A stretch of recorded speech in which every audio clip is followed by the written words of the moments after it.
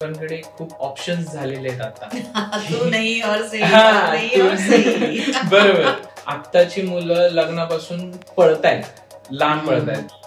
Typical आपली शाळा बघितली, कुठल्या शाळेत लोकांशी कसं निभावून न्यायचं असतं, रिश्ते नाती कशी टिकवायची, रिश्तों को कैसे निभाते हैं, हे कोण शिकवतो आपल्याला? ही गरज, हे रेड फ्लॅग ओळखणं हे खूप महत्वाचं आहे आपल्या पार्टनरमध्ये. Manipulation is the first sign of insecurity. Okay, की अरे लग्नाच्या वेळेस तर किती छान होती ही, दिसायला एकदम टकाटक हिरोईन सारखी दिसायची, त्याच्यावर तर भाळलो मी.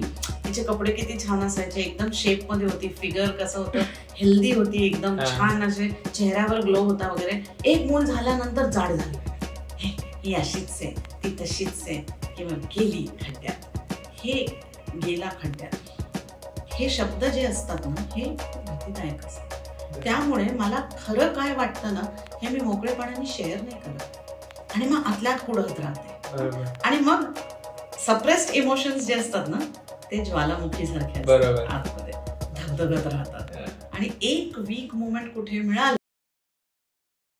तर हाय, हॅलो, नमस्कार, मी साहिल आरेकर. स्वागत आहे तुमचं साहिल आरेकर पॉडकास्ट मध्ये.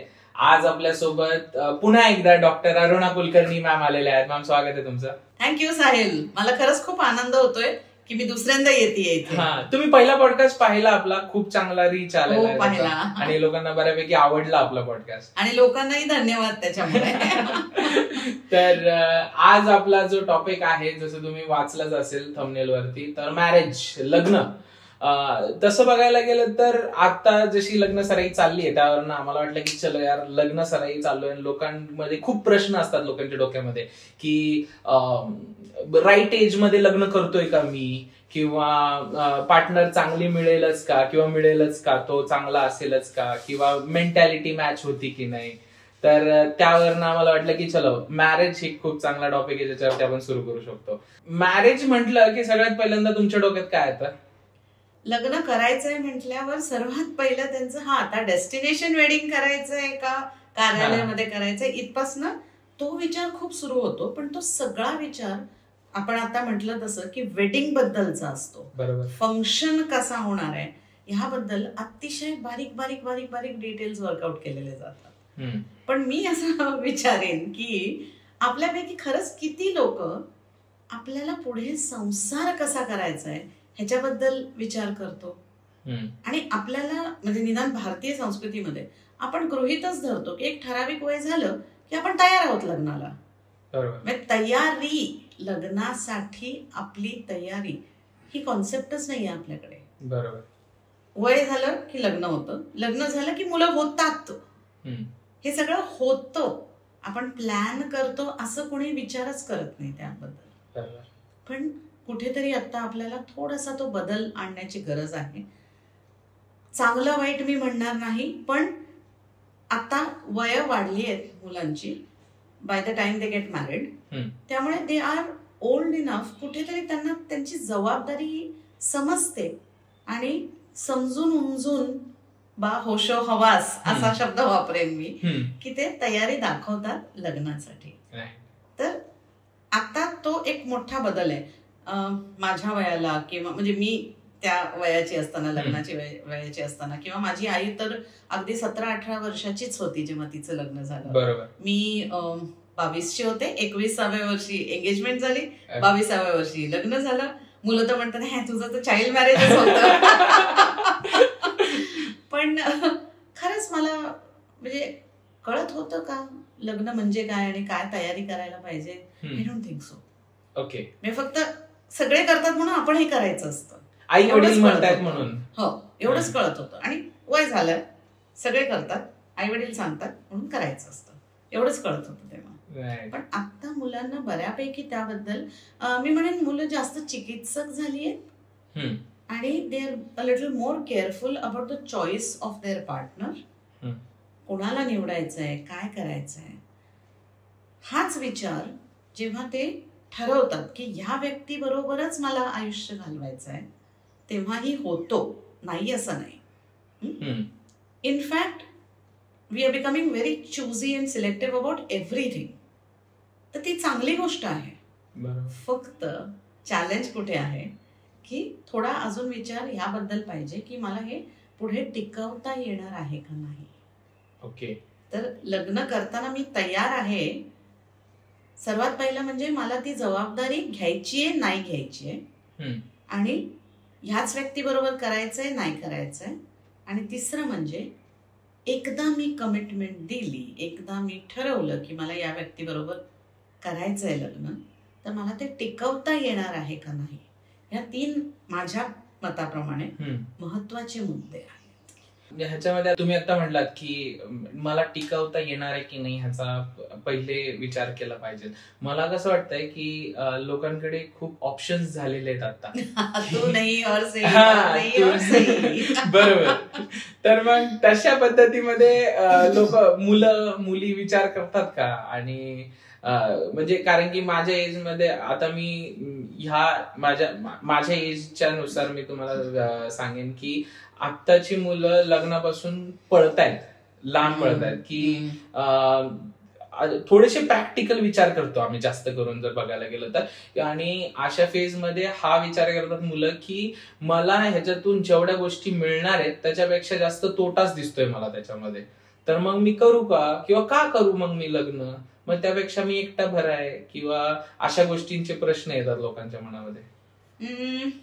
फायदा तोटा हा एक भाग झाला, पण मला अजून एक अँगल पण दिसतोय, जबाबदारी घेण्याची भीती. ओके, हा बरोबर. पण मला त्याचं आश्चर्य वाटतं खरं तर, कारण अरे आताची पिढी तुम्ही इतके जबाबदार आहात प्रत्येक बाबतीत, म्हणजे करिअर वाईज म्हणा किंवा एखादी नवीन गोष्ट टेक्नॉलॉजी शिकणं, धडाडीने नवीन ठिकाणी जाऊन सेटल होणं. बरोबर. आता सर्रास मुलं फक्त भारतात काय, म्हणजे भारतात तर दुसऱ्या गावात जाऊन आरामात सेटल होतात, पण बाहेर सुद्धा परदेशात जाऊन सुद्धा अगदी अनोळखी ठिकाणी सुद्धा आरामात जाऊन सेटल होतात. मग ही जबाबदारी नाहीये का. कुठेतरी तुम्ही स्वतःची जबाबदारी घेताय ना तिथे, तुमच्या करिअरची, तुम्ही तिथे सेटल होण्याची, स्वतःच्या सेफ्टीची जबाबदारी घेताय ना. मग लग्नाच्या बाबतीतच का सगळ्यांना भीती वाटते की ती जबाबदारी बापरे कशी घ्यायची म्हणून. हा मला खरंच प्रश्न पडला आणि मला ऑडियन्सने हा प्रश्न विचारायचा. ते कदाचित मग त्याच्यामध्ये खूप एक मेजर जबाबदारी आपण एक घेतोय अशा टाईप मध्ये, की एक खूप इन्व्हॉल्व्ह करणारे आपण एखाद्याला आपल्या एकदम पर्सनल स्पेस मध्ये, त्याची भीती असते लोकांना काहीतरी, की ही व्यक्ती पार एकदम आई वडिलांपेक्षा पण एक पर्सनल स्पेस मध्ये, माझी एक पर्सनल सर्कल आहे त्याला इन्व्हेड करणार आहे ही व्यक्ती. तर मग तो फरक आहे. पहिल्या बाबतीत कसं आहे, it's me myself, I me myself. बरोबर. मी माझीच जबाबदारी घेतलीये प्रत्येक बाबतीत. बरोबर. इथे दुसऱ्या व्यक्तीची जबाबदारी घ्यायची आहे मला, आणि ती दुसरी व्यक्ती कशी असेल, माझं तिच्याशी जुळणार की नाही, मी काय करायला पाहिजे काय नको. टिपिकल आपली शाळा बघितली, कुठल्या शाळेत लोकांशी कसं निभावून न्यायचं असतं, रिश्ते नाती कशी टिकवायची, रिश्तों को कैसे निभाते हैं, हे कोण शिकवतो हो आपल्याला. बरोबर. आपल्या समोर फक्त आपले आई वडील एवढा एकच एक्झाम्पल असतो. बरोबर. आणि पूर्वी कशी जॉईंट फॅमिली असल्यामुळे ना, आपल्या समोर आजी आजोबा, काका काकू, कदाचित आत्या आत्याचे मिस्टर, मावशी मावशीचे मिस्टर, मामा मामी, अनेक लोक असायचे आपल्या समोर, किंवा एखादी मोठे बहीण, चुलत बहीण किंवा चुलत भाऊ किंवा भावंड, सख्खी भावंड वगैरे, त्यांची लग्न झालेली असायची, तर त्यांचं पण आदर्श एक आपल्या डोळ्यासमोर असायचं. त्यामुळे कुठेतरी नकळत आपल्यावर ते संस्कार होत होते ऑटोमॅटिकली. बरोबर. आणि we had number of examples to look forward to. One marriage has failed, ठीक आहे, दुसरं तरी छान चाललंय ना, आपण तिकडे तरी बघू शकतो. असे अनेक उदाहरणं असायची आता तेव्हा आपल्यासमोर. आता ती अनफॉर्च्युनेटली कमी व्हायला लागली आहेत. त्यामुळे आपल्याला म्हणजे शिकण्याचा मार्गच थांबलेला आहे, आणि म्हणून आताच्या काळात प्री मॅरिटल काउन्सिलिंग ह्याला महत्व खूप यायला लागलं. राईट. मी त्याच क्वेश्चन कडे येणार होतो की प्री मॅरिटल काउन्सिलिंग ही जी गोष्ट आहे, ही मी ऐकल्यापासून मला का महत्वाची वाटते मी ते सांगतो. की खूप गोष्टी असतात आत्ताच्या ह्याच्यामध्ये, की आपण पहिल्यासारखे किंवा अरेंज मॅरेजेस किंवा लव्ह मॅरेजेस मध्ये देखील, लव्ह मॅरेजला देखील काउन्सिलिंगची गरज असते, आपण बोलूया त्याच्यावरती. मला बरंच सांगायचं आहे त्याच्याबद्दल. आपण घेऊयात लगेच टॉपिक. लव्ह मॅरेजला प्री मॅरिटल काउन्सिलिंगची का गरज पडेल जर बघायला गेलं तर? कसं होतं की when I feel I am in love with someone, मी कायम माझी चांगलीच बाजू दाखवत असतो त्या व्यक्तीला. आणि खरं आपण एकमेकांना ओळखलेलं असतं का नाही, मला हा खूप मोठा प्रश्न आहे. दुसरी बाजू आपण पाहिलेलीच नसते त्या व्यक्तीची. आणि अनफॉर्च्युनेटली आता माझ्याकडे जे काउन्सिलिंगसाठी येतात फेल्ड मॅरेजेससाठी, कपल काउन्सिलिंग, कपल रिलेशनशिप काउन्सिलिंगसाठी, त्यातलं लव्ह मॅरेजेसचं प्रमाण खूप जास्त आहे as compared to arranged marriage. सर्वात महत्वाचं कारण ह्याच्या मागचं म्हणजे लव्ह मॅरेज जेव्हा आपण करत असतो आपल्याला हे असं वाटतं की ही व्यक्ती आपल्याला माहिती आहे, त्यामुळे आता काय असंच होणार आहे.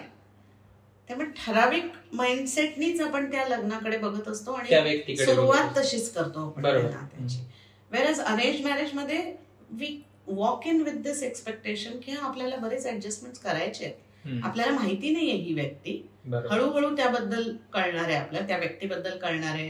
त्यांच्या इतर भारतात तरी निदान आपण म्हणजे 2 फॅमिलीज मध्ये लग्न होतात rather than just 1 boy and girl.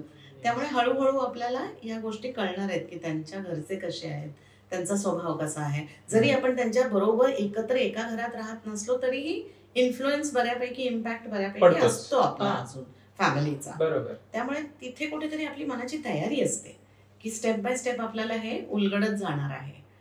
त्यामुळे थोडी ऍडजस्टमेंटची तयारी जास्त असते compared to love marriage, arrange मॅरेजची. त्यामुळे काउन्सिलिंग, प्री मॅरिटल काउन्सिलिंगची गरज पडते. मी म्हणेन की लव्ह मॅरेजला जास्त पडते.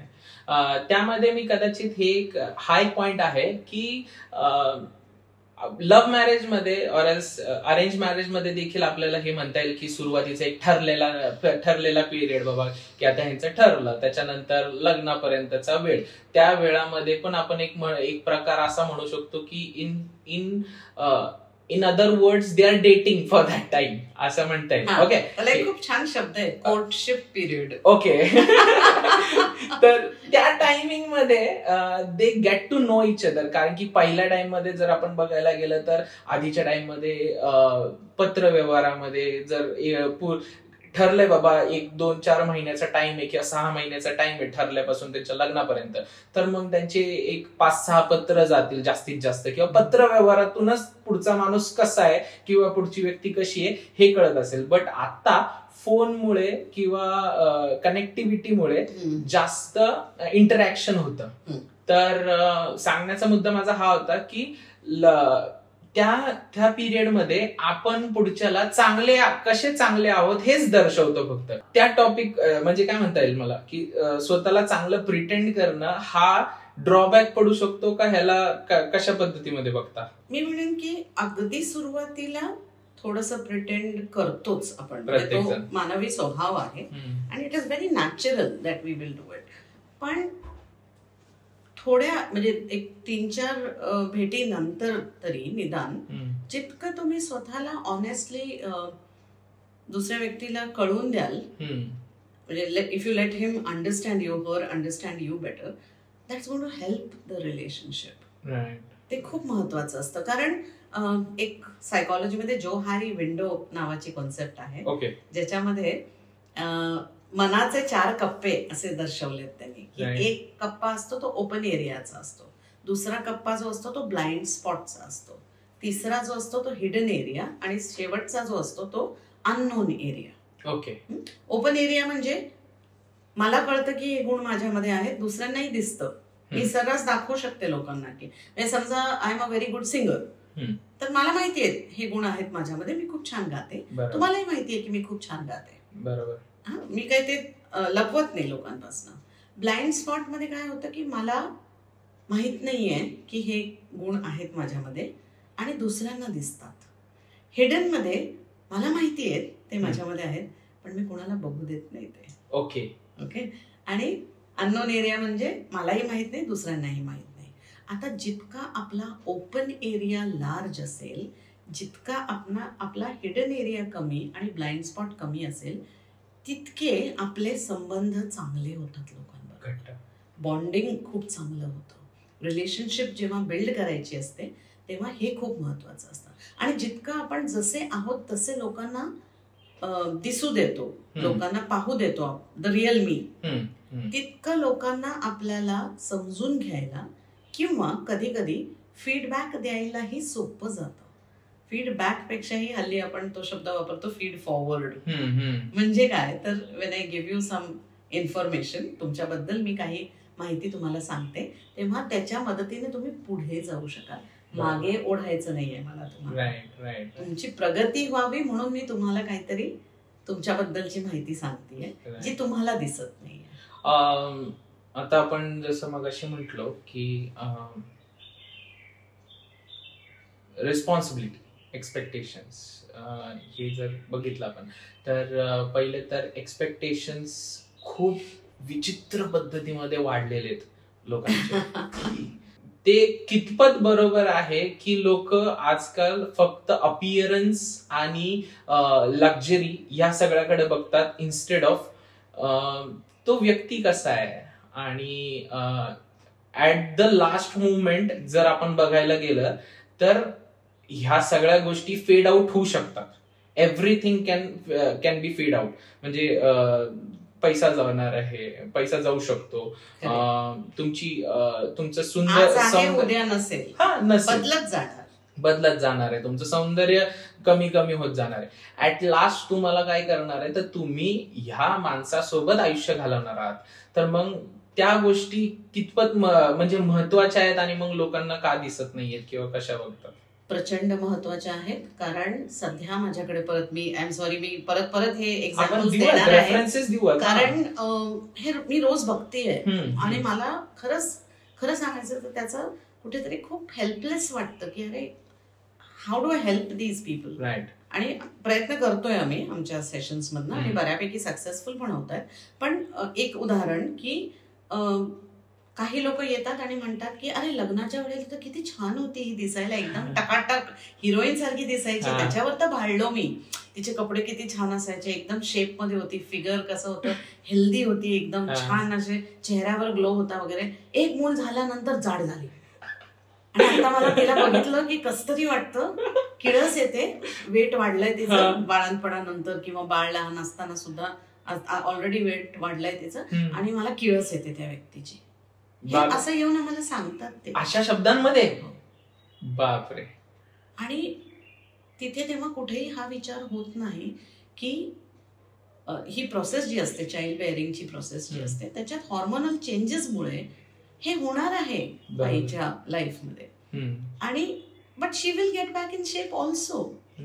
असं नाहीये की म्हणजे तुम्ही तिच्या देखण्या रूपावर भाळणार का, ते व्यक्ती म्हणून ती व्यक्ती आवडली तुम्हाला. कारण लाईक यू सेड की वरचं जे देखणं रूप असतं हे आज आहे उद्या नाहीये, परवा परत असेल, परत चेंज होणार. पण ती व्यक्ती आतमध्ये जी असते ती खरी व्यक्ती असते आणि ते प्रेम जे असतं ते आतून येत असतं एखाद्या व्यक्तीसाठी, फक्त वरवरच्या ह्याच्यामुळे नसतं.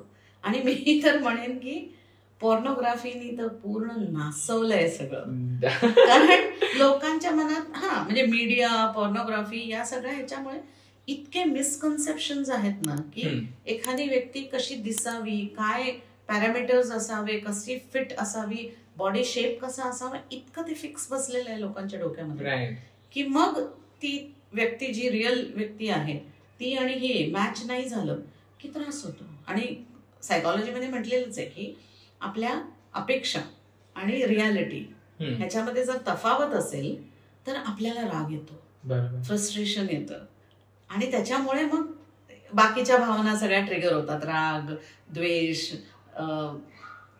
कोणाबद्दल तरी किळस वाटणं किंवा नको वाटणं ती व्यक्ती वगैरे. तर हे वरवरच्या गोष्टी लाईक यू राईटली सेड की हे खूप टेम्पररी आहे आणि टिप ऑफ द आईसबर्ग म्हणतो ना आपण, तसं आहे. आतमध्ये खरं तर त्या व्यक्तीचा स्वभाव, मूल्य काय आहेत त्यांची, त्यांना काय आवडतं, काय महत्वाचं वाटतं त्या व्यक्तीला, लाईक्स डिसलाईक्स हे सगळे महत्वाचे असतात. पण तिथपर्यंत डीप जायला पेशन्स कोणाला आहे? बरोबर. तर ते झटकीपट हवंय ना सगळं आपल्याला. एका बटनच्या क्लिकवर. तर ते कोणीही सध्या तेवढ्या डीप जायचा विचारच करत नाही. पण ती गरज आहे त्या व्यक्तीला. जेव्हा आपण म्हणतो की आपल्याला कोर्टशिप पिरियडमध्ये वेळ हवा आहे त्या व्यक्तीला समजून घेण्यासाठी, तर तो वेळ असा सत्कारणी लावा. शोबाजी करण्यात नका लावू की मी दिसतो कसा आणि मी मेकअप कसा करतो किंवा करते किंवा प्रेझेंट कसा करतो स्वतःला वगैरे. त्यापेक्षाही मला काय आवडतं काय नाही, how can we be on the same page about that. हा एक मंत्रा मी सगळ्या माझ्या क्लायंट्सना सांगत असते, पर्टिक्युलरली प्री मॅरिटल काउन्सिलिंगच्या वेळेला. Make a list of your negotiables आणि नॉन नेगोशिएबल्स. हे खूप खूप खूप महत्वाचं आहे, मस्ट आहे. म्हणजे काय तर आपल्या आयुष्यात काही गोष्टी अशा असतात की ती काही केल्या मी ह्याच्यावर तडजोड करणार नाही, आणि काही गोष्टी अशा असतात की ठीक आहे 19-20चा फरक काही एवढा मला काही इट डझंट मॅटर, एवढा फरक नाही पडणार. हा, आणि हे जे ह्या गोष्टी ज्या असतात की ज्याच्यावर मी तडजोड करायला तयार नाहीये, नॉन नेगोशिएबल, ते युजली आपले ना कोर व्हॅल्यूज असतात. ते खूप खोलवर गेलेले असतात, अगदी लहानपणापासून रुजलेले असतात आपल्यामध्ये. त्यामुळे ते खरं तर चेंज करणं सोपं नाहीये. त्यामुळे आपण जर क्लिअर असलो की हे माझे नॉन नेगोशिएबल्स आहेत, त्यामुळे हे काय बदलणार नाहीये, ह्या बाबतीत मी तडजोड करणं शक्य नाही असं मी म्हणणार नाही, पण अवघड आहे. आणि इतर गोष्टी म्हणजे आता फॉर एक्झाम्पल की आपल्याला फावला वेळ मिळाला, फ्री वेळ असेल तर वेकेशन म्हणून what is my idea of a vacation, की आपण क्रूजवर जायचंय का, ट्रेकिंगला जायचंय का, मित्रांबरोबर एखादी पार्टी घरीच करायची, all those things are negotiable. आणि आयडियली नॉन नेगोशिएबलची लिस्ट ही छोटी असावी, नेगोशिएबलची लिस्ट मोठी असावी. कारण नॉन नेगोशिएबल म्हणजे की मला अब्यूज अजिबात चालणार नाही, किंवा मला खोटं बोललेलं बिलकुल चालत नाही, किंवा कोणी कोणाला दुखावलेलं मला चालणार नाही. रिस्पेक्ट, एक व्यक्ती म्हणून मला रिस्पेक्ट देणं, मी दुसऱ्यांना देणं, हे मस्ट आहे माझ्यासाठी. These are very very core values. त्यामुळे हे असे सहजासहजी आपण लेट गो करू शकत नाही. तर ही जर क्लॅरिटी असेल आपल्या मनामध्ये, तर हे डिस्कस होणं खूप गरजेचं आहे की तुम्हाला काय नॉन नेगोशिएबल आहे, मला काय नॉन नेगोशिएबल आहे. अक्रॉस द टेबल आपण how can we come on the same page about are non negotiables. हे सुरुवातीला पण नाही करू शकत तसं बघायला गेलं तर आपण. कम्युनिकेशन जर हार्श पद्धतीमध्ये पण नाही झालं पाहिजे की समजा मी आजच आपलं बोलणं म्हणजे कालच आपलं लग्न झालेलं आहे आणि उद्यापासून मी काहीतरी बोललो की साडी चांगली दिसत नाहीये किंवा काही असेल ती गोष्ट, तर ती एक रॉंग वे मध्ये पण पकडू शकतं. तर मग ते फ्लुएंटली गेलं पाहिजे, ती कन्व्हर्सेशन फ्लुएंटली झालं पाहिजे. म्हणजे फीडबॅक देणं किंवा कम्युनिकेशन ठेवणं हे खूपच महत्वाचं आहे, कारण त्याच्याशिवाय मोकळेपणा येत नाही नात्यामध्ये. पण तुम्ही कसा फीडबॅक देता ह्यालाही महत्व आहे ना. बरोबर. More than what you say, it is how you say it that really matters a lot. त्यामुळे फीडबॅक देताना सुद्धा ते गाणं आहे ना, इस बात को अगर तुम थोड़ा घुमा फिरा के कहते और सजा के कहते तो अच्छा होता. ते महत्वाचं आहे. बरोबर. जर आता जसं आपण म्हटलं की म्हणजे मला त्यामध्ये अजून एक पॉइंट होता जो मला सांगायचा होता, तो राहून गेला.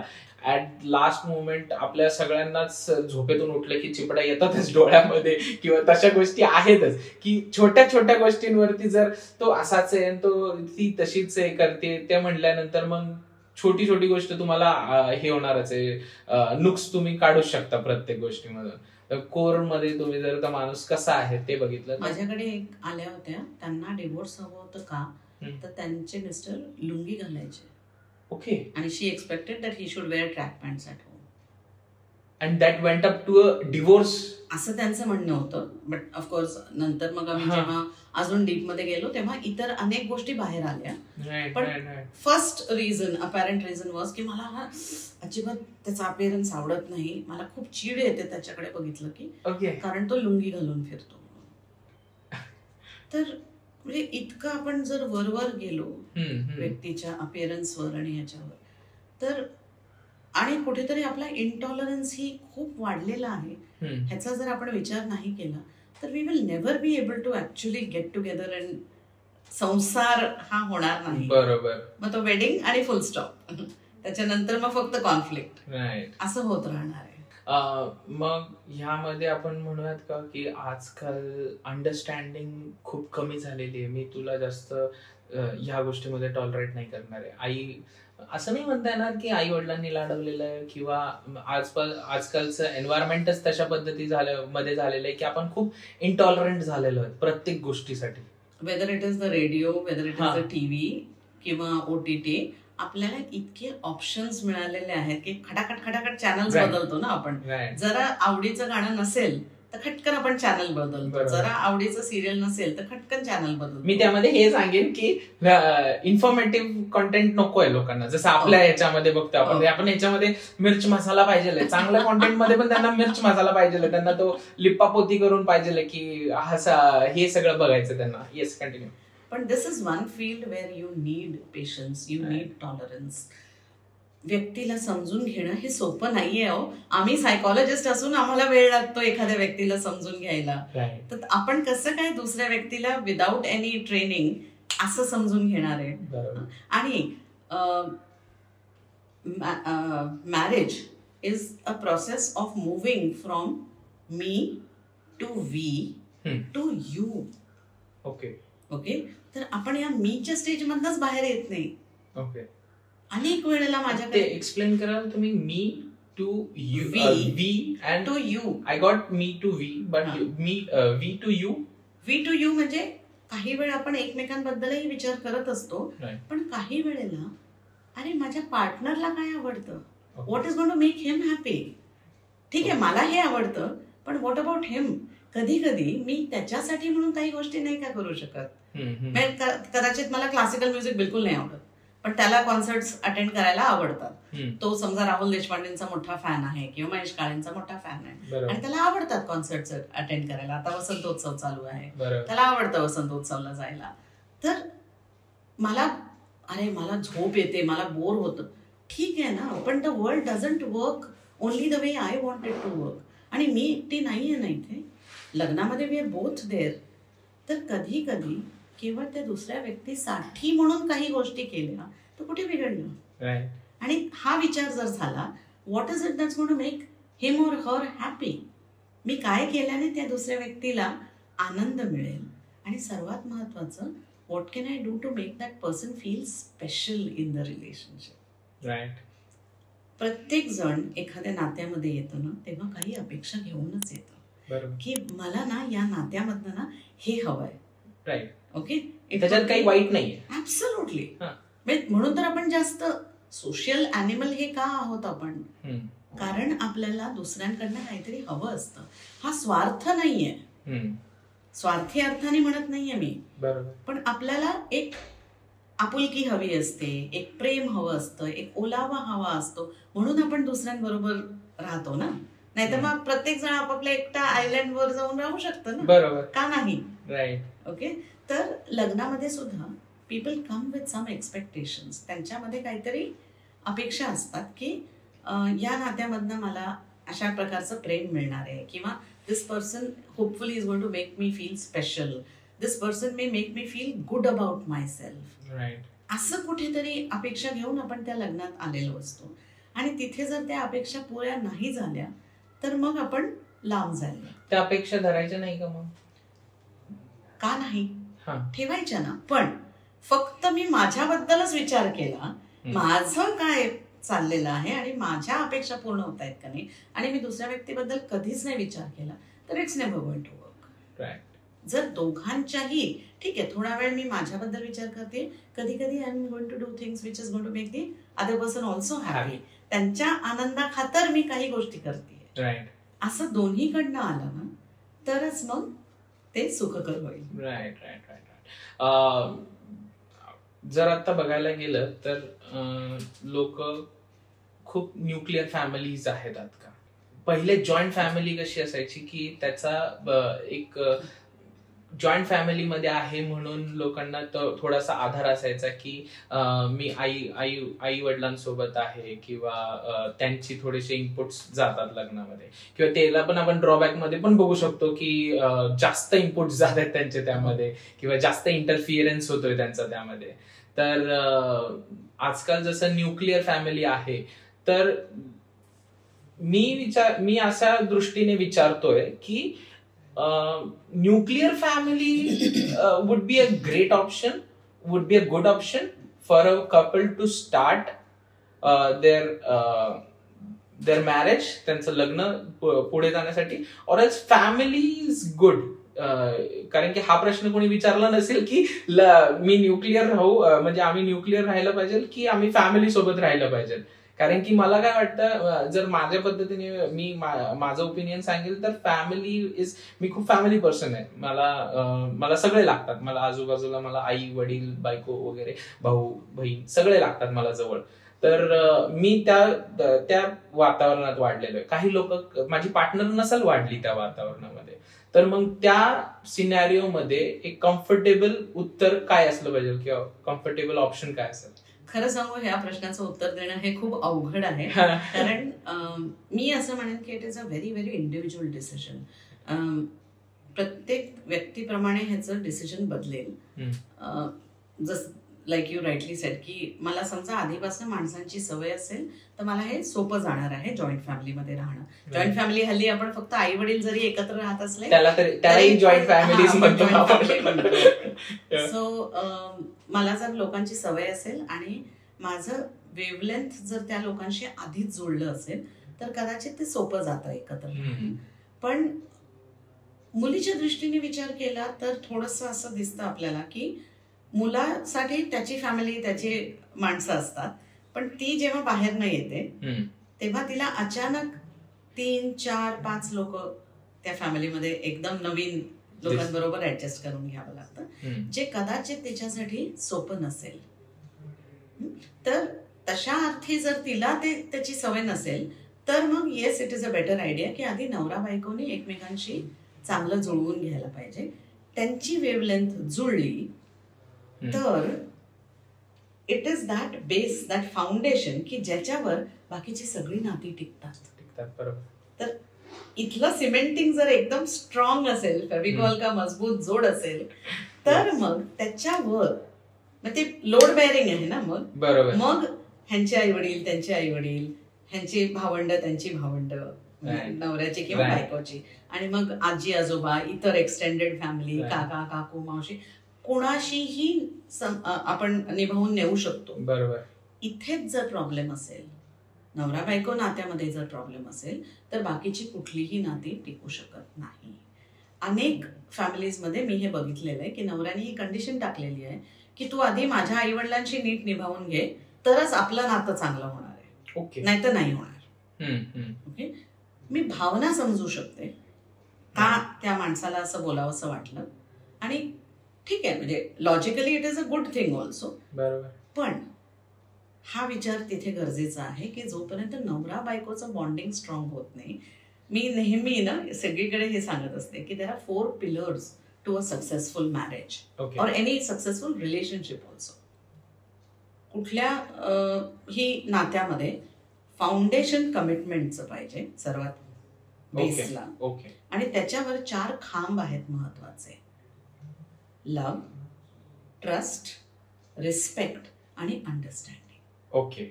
प्रेम, आदर, एकमेकांबद्दल एक प्रकारचा विश्वास आणि समजून घेण्याची तयारी. हे 4 खूप महत्वाचे खांब आहेत. ह्यातले एकही खांब जर नीट टिकला नाही, वीक झाला किंवा कोलमडला तर ते नातं टिकू शकत नाही. आणि how will that develop? We have to give that time. म्हणून मग नवरा बायकोमध्ये जर लव्ह, ट्रस्ट, रिस्पेक्ट आणि अंडरस्टँडिंग असेल, कमिटमेंट असेल, त्याच्यामुळे त्यांचं नातं खूप स्ट्रॉंग होईल, एकदम छान बॉन्डिंग होईल, आणि त्या जोरावर मग ती बायको इतरांशी फेस करू शकते, इतरांशी एक लढू शकते, असं म्हणेन मी. काही लोकांना अक्षरशः तो एक लढा वाटतो की ऍडजस्टमेंट करावे लागतात, पण ती करू शकेल. Based on this foundation. हा म्हणजे हे 4 ऑप्शन, 4 जे मेन मुद्दे आहेत ते खूप छान वाटले मला. मी 1 मिनिटं परत थोडस समजून घेण्याचा प्रयत्न करेन की तुम्ही काय म्हटलात.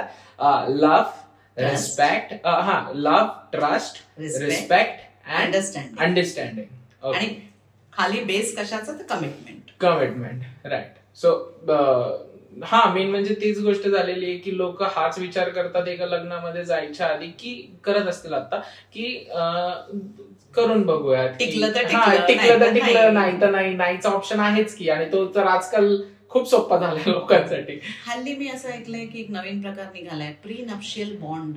ओके. साईन करायचं म्हणे. म्हणजे काय तर दोघंही परत बा होशो हवास आपण हे बॉन्ड साईन करतोय की आपलं टिकलं तर टिकलं, नाही तर नाही, पण मोडलं तरीही प्रॉपर्टीमध्ये 50-50.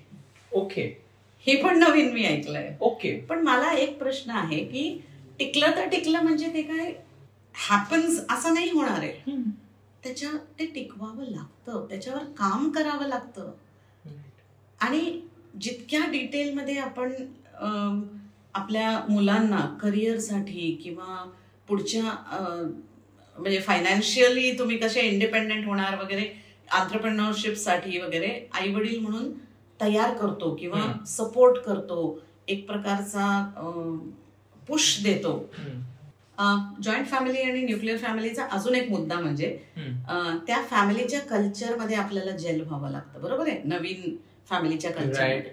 आता करिअर वाईज आपण जेव्हा नवीन कंपनी जॉईन करतो, प्रत्येक कंपनीचं आपलं कल्चर असतं एक वेगळं. ऑर्गनायझेशनल कल्चर या नावाने सध्या खूप बोललं जातं की you have to be the right fit in to that culture etcetera.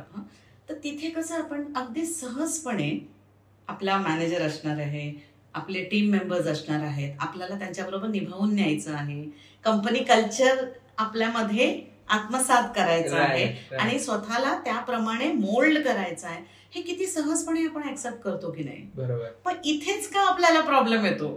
So I would like to ask you again की when you are capable of it, why that self doubt.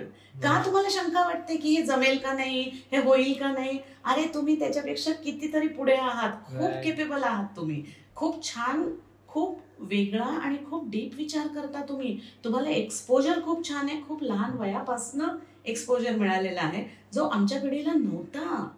तर त्याचा फायदा घ्या तुम्ही. राईट. ह्याच्यामध्ये हे म्हणता येईल की तुम्ही जसं सॅलरीसाठी हे करताय की कॉर्पोरेट वर्ल्ड मध्ये तुम्ही सगळ्यांसोबत कोप करून घेण्याचा प्रयत्न करणार आहे, तेच तुम्ही जर मॅरिटल लाईफ मध्ये बघितलं तर तुम्ही एक हॅपी लाईफ या पार्टनर सोबत हे करणार आहे. स्पेंड करण्यासाठी आपण या छोट्या छोट्या गोष्टींसोबत कॉम्प्रोमाइज करतोय. आणि फक्त आजचा विचार न करता, म्हणजे आता so what, marriage is a choice, मला करायचं असेल तर मी करेन, नाही तर नाही करणार लग्न वगैरे. त्या बाबतीत माझं असं म्हणणं आहे की थोडासा लॉंग टर्म विचार करा. तुम्ही आज एकदम फिट आहात, तुम्हाला वाटतं की मी एकटा जगू शकतो, मला काही कोणाची गरज नाहीये, I can live happily all by myself, माझं एक पेट आहे आणि I have my pet dog और पेट कॅट आणि I am happy, I don't need anyone in my life. पण पुढचा विचार करा तुम्ही. जेव्हा एखाद्या व्यक्तीला बरं नसतं, जेव्हा सायकोलॉजिकली आपण लो फील करत असतो, तेव्हा खरंच आपल्याला कोणाची तरी गरज असते, एक आपली हक्काची व्यक्ती जी आपल्या अगदी जवळची असते आणि जी आपल्याला समजू शकते पूर्ण व्यवस्थित. आणि तेव्हा आपल्याला खरंच जाणवतं की अरे एक पार्टनर हवा होता आपल्याला. आय जस्ट से पार्टनर, तुम्ही त्याला वाईफ म्हणा, हजबंड म्हणा, मॅरिड पार्टनर म्हणा, लिव्ह इन पार्टनर म्हणा, व्हॉट एव्हर इट इज, पण त्याची गरज आहे. So please think about this point serious. आणि सध्या पेट घेण्याची टेंडन्सी पण का वाढतेय, कारण ते पेट आपल्यावर इतकं अनकंडिशनल प्रेम करत असतं, ते काही एक्सपेक्ट करत नाही आपल्याकडनं, त्याच्या काही अपेक्षा नसतात आणि भरभरून प्रेम देत असतं ते. मग हेच आपण का नाही देऊ शकत एकमेकांना. इतकं अवघड असतं का आपल्याला एकमेकांना एवढं प्रेम देणं आणि अपेक्षा न ठेवून प्रेम देणं. ह्या टाइम मध्ये लोक कदाचित मी असं म्हणेन की भरकटतायत का काय, कदाचित की मेन मोटो ऑफ लाईफ ते विसरलेले आहेत. की नेमकं मी शिकतोय तर मी का शिकतोय, मी काम करतोय तर मी का काम करतोय, पुढचा विचार करणार कोण, असं एक आज जगतोय ना आजचं बघा. हा बट पण ह्यामध्ये हॅपी राहायचंय. माझा मेन लास्ट गोल आहे की मला हॅपी राहायचंय, मला हॅपी जीवन जगायचं. आपण मुलांना सांगतो तू पैसा कमवला पाहिजे, तू हे केलं पाहिजे, तू म्हणजे ह्या पार्टनरनी माझी या पार्टनरकडनं ह्या एक्सपेक्टेशन आहेत. बट ऍट लास्ट मोमेंट आपण फक्त काय बघितलं पाहिजे तर मी ह्याच्यात हॅपी आहे की नाही, ह्याच्यामध्ये आनंदी आहे की नाही. मग त्यामध्ये मग जर 2-4 गोष्टी पुढे मागे होत असतील तर we have to let them go. खरंच फरक पडतो का, आणि तिथे ते नेगोशिएबल नॉन नेगोशिएबल खूप महत्वाचे असतात. मला जर खूप क्लॅरिटी असेल ना की हे इथे ऍडजस्ट केल्यामुळे माझ्या नॉन नेगोशिएबलला कुठेच धक्का लागत नाहीये, तर I am easily willing to adjust. Right. If it is a non negotiable आणि मला त्रास होतोय ते ऍडजस्ट करताना वगैरे, तर मग I will not be able to adjust. Correct. So ह्याची क्लॅरिटी असेल तर आपल्याला ऍडजस्ट करणं खूप सोपं जातं. करिअरच्या बाबतीत तर अक्षरशः म्हणजे लोक पुशच करतात आपल्या मुलांना की नाही इंजिनिअरिंगच केलं पाहिजे, हे केलं पाहिजे, ते केलं पाहिजे, हे करायला पाहिजे. तितक्या तळमळीने नातं टिकवायच्या बाबतीत का आपण आपल्या मुलांना नाही सांगत काही, त्याचे क्लासेस नाही चालत. आणि इनफॅक्ट अनेक वेळेला उलट होतं की माझं नातं नाही टिकलं त्यामुळे आता माझ्या मुलाचं टिकणार की नाही, आता मग प्रत्येक बाबतीत आता ही असंच करणार आहे बरं का, आता ही असंच करणार, हा असंच करणार आहे बरं का. अझम्पशन्स. म्हणजे माझं आणि माझ्या नवऱ्याचं चांगलं नाही झालं, माझा नवरा माझ्याशी चांगला नाही वागला, म्हणजे आता माझा जावई पण चांगला नाही वागणार माझ्या मुलीशी. आणि दरवेळेला काय झालं की तू डोंट टेक एनी नॉनसेन्स, आम्ही आहोत, खंबीर आहोत तुला सांभाळून घ्यायला. किंवा उलट की हे बघा माझी बायको डोक्यावर चढलेली होती माझ्या पहिल्या दिवसापासून आणि मला खूप तिने डॉमिनेट केलंय, त्यामुळे आता तुझी बायको पण डॉमिनेट करणार, त्यामुळे पहिल्या दिवसापासून तिला कंट्रोलमध्ये ठेव. बरोबर. हे काय करतोय आपण? हे अझम्पशन्स खूप करतात. हे मेन हा एक टॉपिकच धरेल मी की पुढचा पॉइंट धरेल की लोक अझम्पशन्स वरती की माझ्या दादाचं असं झालं होतं किंवा अशी भांडणं झाली होती किंवा अशी हे झाले होते, मग माझ्या बायकोनी असं नाही केलं पाहिजे किंवा माझ्या नवऱ्याने असं नाही केलं पाहिजे, मग मी अशा पद्धतीमध्ये वागते किंवा मी अशा पद्धतीमध्ये वागतो, मग ते एक मॅनिप्युलेशन नाही का झालं. कोई शर्त होती नहीं प्यार में, प्यार शर्तों से तुमने किया. सुरुवातच अटींपासून होते लोकांची. बरोबर. की मी करणार आहे, लग्न करणार आहे, पण मला हे हे हे हे नाही चालणार आहे, हे हे हे हे असंच पाहिजे. मी नेहमी म्हणते ती ची भाषा आहे ना ती फार भयानक असते, फार डेंजरस असते. कारण ते असंच पाहिजे, तसंच पाहिजे, हेच पाहिजे, हे होताच कामा नाही.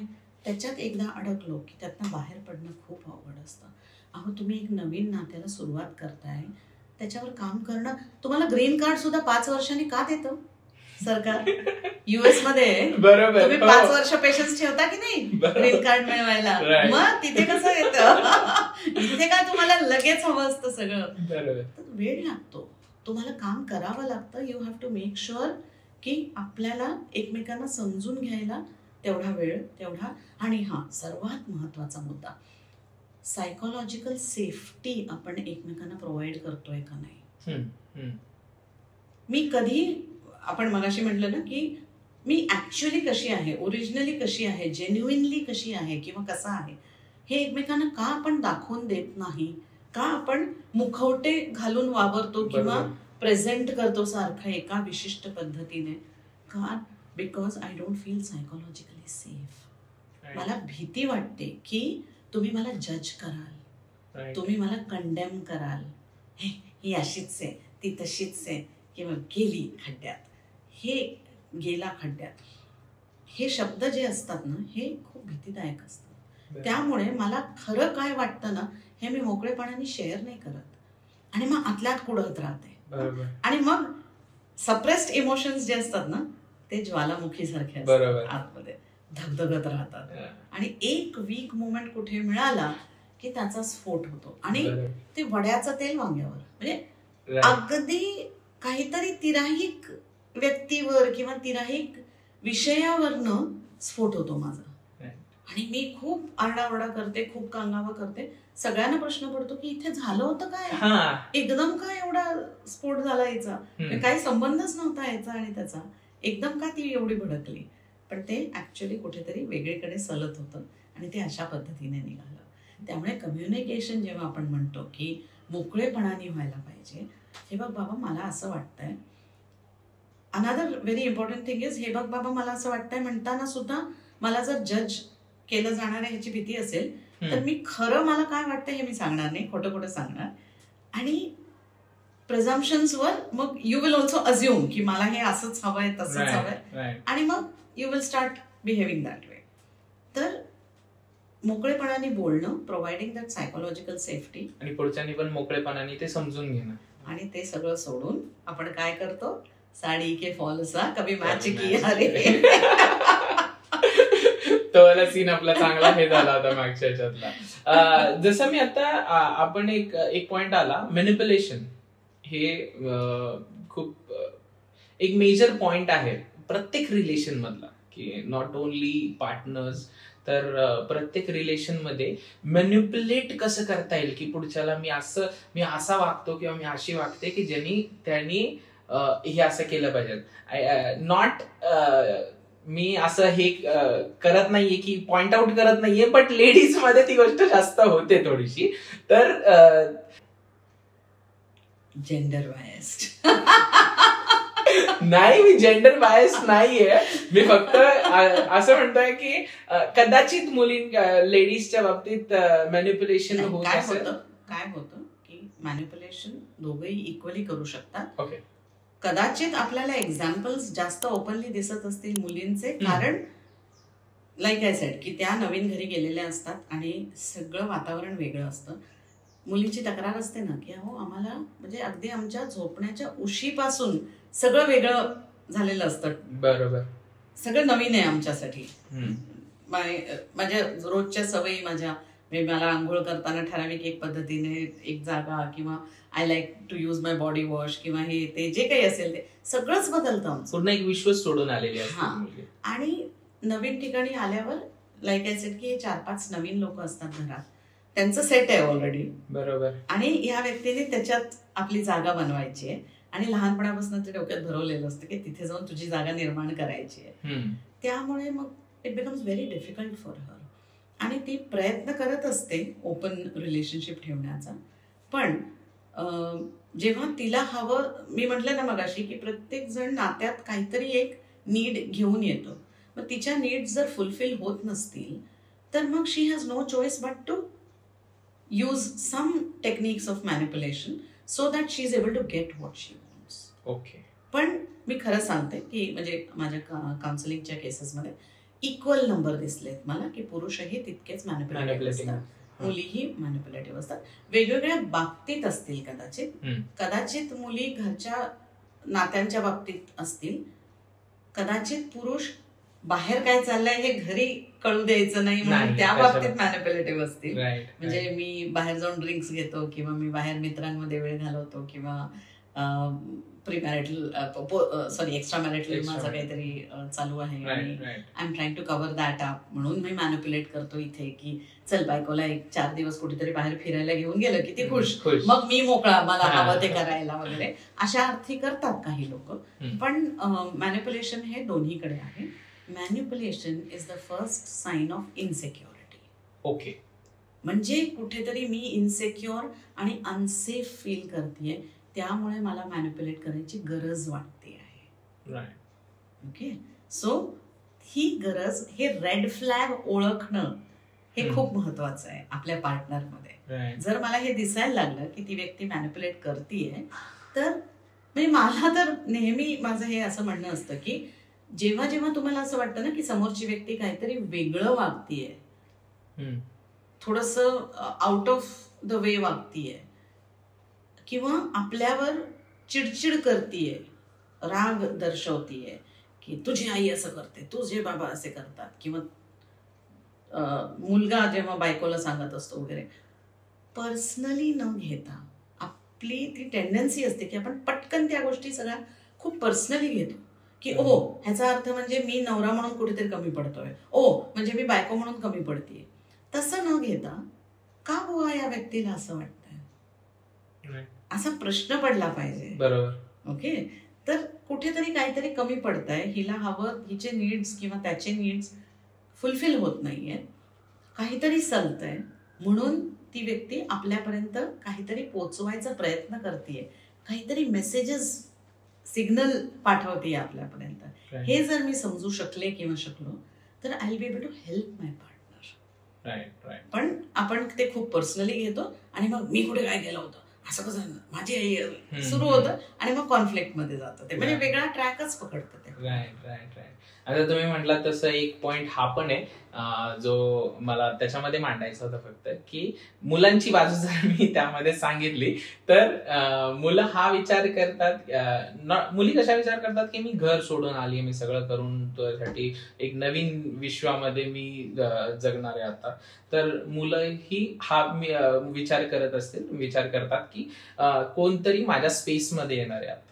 तर ती फॅमिली पण, त्या फॅमिलीचा पण पॉइंट ऑफ व्ह्यू असा असू शकतो की राईट, सगळ्या फॅमिलीचाच तो पॉइंट ऑफ व्ह्यू असतो की आपलं सेट आहे आणि आता एक नवीन व्यक्ती येणार आहे आपल्याकडे आणि आपल्याला थोडंसं तिच्या दृष्टीने सुद्धा विचार करायची गरज आहे, तिला काय आवडणार काय नाही. त्यामुळे हे खरं तर चेंजेस दोन्हीकडनं असतात आणि दोन्हीकडनं एफर्ट्स घेण्याची गरज असते. आणि फक्त मुलगा आणि मुलगी नव्हे तर दोन्हीकडच्या आई वडिलांनी सुद्धा ऍडजस्ट करून घेणं हे तितकंच अपेक्षित असतं, जे आपण बरेचदा दुर्लक्ष करतो. तो अँगल आपण कधी त्या अँगलने विचार करत नाही. हा पॉडकास्ट कसा वाटला आम्हाला कमेंट्स मध्ये नक्की कळवा. Do like, share and subscribe to the podcast. आम्ही खूप मेहनत घेतोय तुम्हाला तुमच्यापर्यंत हा कॉन्टेंट चांगल्या पद्धतीमध्ये पोहोचवायचा. तुम्हाला कशा पद्धतीचा कॉन्टेंट आवडतोय, आमच्या कुठले बॅकग्राऊंड आवडतात, कुठल्या सेटअप आवडतोय, नक्की ते गोष्टी पण तुम्ही आम्हाला सांगा कमेंट्स मध्ये. टॉपिक्स सांगा, तुम्हाला कुठल्या टॉपिक्स वरती पुढची पॉडकास्ट पाहिजे, गेस्ट असतील तुमचे कुठले फेवरेट गेस्ट ज्यांना तुम्हाला वाटतं की आम्ही त्यांच्यासोबत संवाद साधला पाहिजे, तर ते देखील आम्हाला तुम्ही कमेंट्स मध्ये सांगा. And do like, share and subscribe to the podcast. तुमच्या फॅमिली फ्रेंड्स मध्ये शेअर करा. अँड मी मॅमला सांगेन एकदा की तुम्ही एकदा आम्हाला सबस्क्राईब करा म्हणून सांगा परत एकदा. त्याच्या आधी मी या कार्यक्रमाचं एक छोटस एंडिंग, खूप सुंदर एंडिंग मी कुठेतरी परवा वाचलं म्हणून ते खूप राहिलं माझ्या मनात आणि मला ते खूप भावलं म्हणून मी इथे ते सांगू इच्छिते. रहीम का दोहा असं आहे ते, खूप सुंदर आहे. रहीमन धागा प्रेम का मत तोडो चटखाए, रहीमन धागा प्रेम का मत तोडो चटखाए, टूटे से फिर ना जुड़े, जुड़े तो गांठ पड़ जाए. वा. त्यामुळे शक्यतो नाती टिकवा आणि खूप सुंदर नाती तुम्हाला आयुष्यात मिळतील. ती टिकवा, ती make them work and enjoy, be happy. खूप आनंद मिळू दे तुम्हाला आयुष्यात त्या नात्यांमधून. अँड सबस्क्राईब करायला विसरू नका. मी ते सांगणार होतो, अँड राहिला. Go ahead.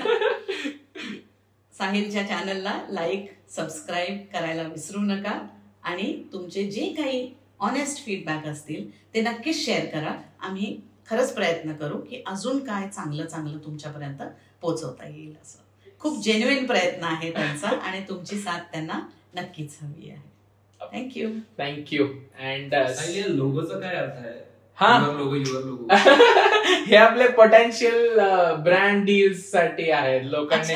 हा यस, म्हणजे हे कसं आहे की जर कुठला ब्रँड आपल्याला अप्रोच करत असेल तर त्या ब्रँड साठी you can put your logo and market your self with us. So कुठल्याही पद्धतीचं तुम्हाला आपल्यासोबत ऍडव्हर्टाइजमेंट करायची असेल तर त्यासाठी ओपन आहोत आपण तुमच्यासाठी. अरे वा, छान आयडिया आहे. Initiative by Pavan. ग्रेट. चलो, okay, will see you in the next episode. Till then bye and नमस्कार. मराठी जास्त बोलायला सांगितलंय मला. नमस्कार. थँक्यू.